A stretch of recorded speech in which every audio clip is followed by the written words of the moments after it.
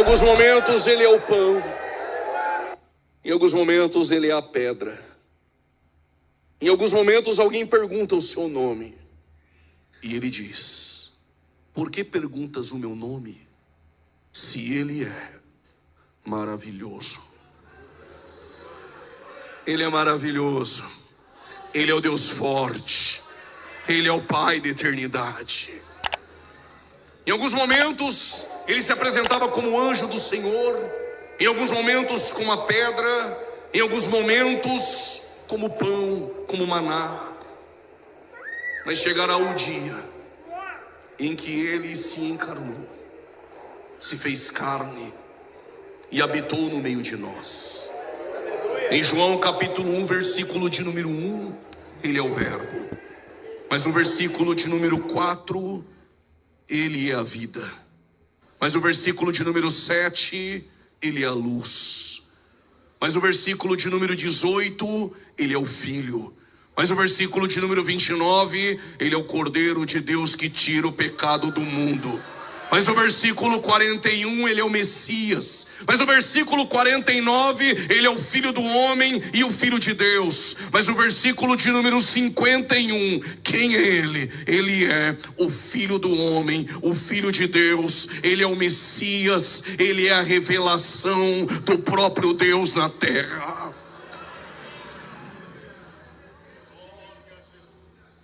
Mas aí o autor aos Hebreus diz que havia revelações. Antigamente Deus falara de muitas maneiras e de muitas formas, nas figuras, nas peças do tabernáculo, mas Deus também se revelava pela criação. Salmos 19, versos 1, o salmista entendeu e diz: Hashamai mesaprim kavod el. Os céus revela. Na sua tradução, os céus anunciam. Em outras traduções, os céus proclamam. Em outras traduções, os céus revelam a glória de Deus. O que o salmista está dizendo? Quando eu abro a tenda e olho para a criação e vejo todas as coisas em seus devidos lugares, o salmista está dizendo: a criação está gritando, Deus existe. E quando eu olho para a criação revela a glória de Deus. Deus falou pela criação, falou pelos profetas, falou pelas figuras, mas nos últimos dias ele nos falou pelo Filho. Mas ele não é só aquele que cria o universo. Em Hebreus capítulo 1, versículo de número 3 diz que ele sustenta todas as coisas, todas as coisas, todas as coisas, todas as coisas, pela palavra do seu poder. Mas no capítulo de número 1, o autor aos Hebreus diz que ele recebeu um nome mais excelente que o dos anjos. Mas os Salmos nos informa que ele se fez menor do que os anjos. Em que ele se fez menor do que os anjos? Paulo entende e diz: sendo em forma de Deus, não teve por usurpação ser igual a Deus. A palavra forma no grego pode ser esquema ou pode ser morfê. Quando a expressão esquema ela aparece quando tem algo parecido, mas não é. Exemplo, se pegar esse celular, pode ter outro parecido, mas se for de outra marca, é esquema. Mas se for da mesma marca, se for do mesmo modelo, se carregar os mesmos aplicativos e qualidades, não é esquema, é morfê. Paulo diz, sendo em forma de Deus, não é esquema.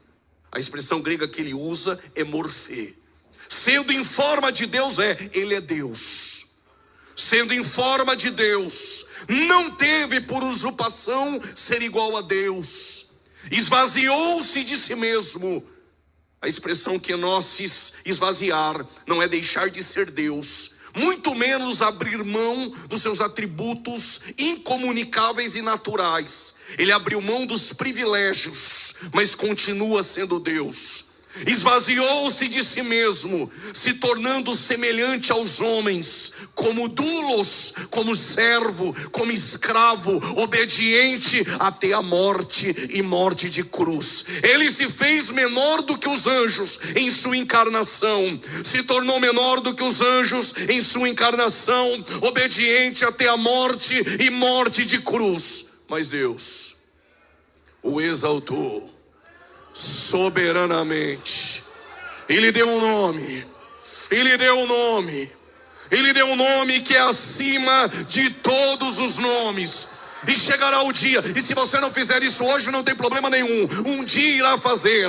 Chegará o dia em que todo joelho se dobrará e toda língua se quiser levantar a mão e dar glória, pode levantar. Não fica olhando para esse irmão frio do teu lado que não abre a boca de jeito nenhum. Chegará o dia em que todo joelho se dobrará e toda língua confessará: Ele